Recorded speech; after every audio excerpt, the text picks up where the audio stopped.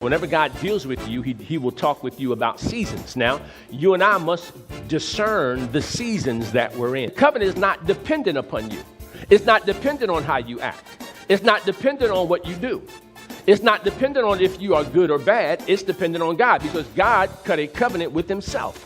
When Jesus died, he shed his blood. So that was God cutting a covenant with himself. And then he invites you and I into the covenant. That's why God can speak to us prophetically and say, this is the year of supernatural harvest for my covenant children. Even though you act a different way, your nature is divine because it has a divine origin. You're new. So even when you mess up and act crazy, that's not you. That's not you. Turn to somebody and say, that was not you.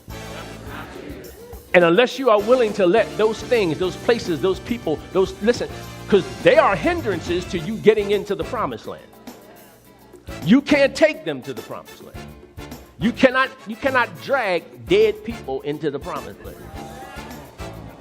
God said, listen, you ain't got to understand it all. Just trust me. Touch your neighbor and say, just trust God. Hey, man, never devalue where you are. Listen, you never devalue the small things, because it don't matter how big it is, if you know how to sow, baby, glory to God, you're going to see a supernatural harvest. I never worry about how small my seed is. I always lean on how big my God is. And if I can get what's little into his hands, he can multiply it.